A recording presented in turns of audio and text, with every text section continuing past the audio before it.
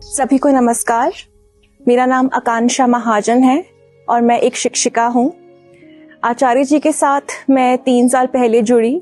उससे पहले उनको YouTube पर सुना करती थी, पर जब मेरी शादी हुई तो उसके बाद जीवन में एक बहुत बड़ा बदलाव आया। कुछ समझ नहीं आ रहा था कि जीवन में चल क्या रहा है, ये सब हो क्या गया।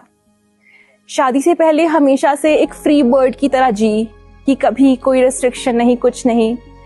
शादी के बाद लगा कि जीवन बदल गया। मुझे लगा कि शायद मुझ में ही कुछ कमी है, कुछ गलती हो रही है, कुछ समझ नहीं आ रहा था।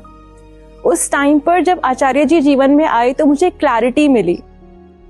मुझे सच में समझ में आया कि प्रेम का मतलब क्या होता है, असली रिश्ते होते क्या हैं, असली रिश्तों की बुनियाद क्या होनी चाहिए। जब मैंने सत्रों से पहली बार जुड़ी तो वो सत्र था जिसमें कबीर साहब का भजन चल रहा था और भजन था अमरपुर ले चलो सजना। मुझे आज भी याद है, पहली बार उस भजन को सुनते हुए मेरे रोंगटे खड़े हो गए। और आज मैं ये कह सकती हूँ कि वो 3 साल पहले की जो आकांक्षा थी और आज की जो आकांक्षा है, उसने एक सफर को तय किया है। और उस सफर में वो सच में उसको एक झलक मिली है कि अमरपुर कौन सी जगह है।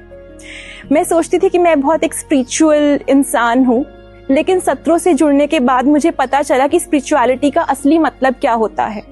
स्पिरिचुअलिटी कोई मिस्टिसिज्म नहीं है, इट्स अबाउट सेल्फ नॉलेज। खुद को जानना ही आध्यात्म है।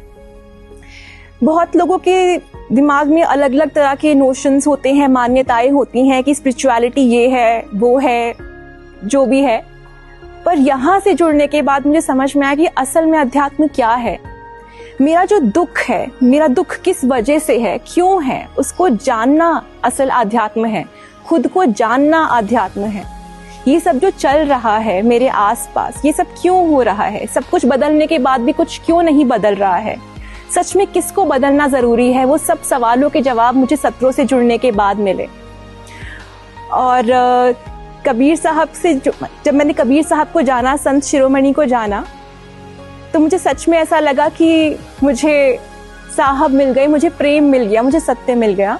अंत में बस यही कहना चाहूंगी, प्रेम प्रेम सब कोई कहे, प्रेम ना जाने कोई, जा मारग साहब मिले, प्रेम कहावे सोए। धन्यवाद।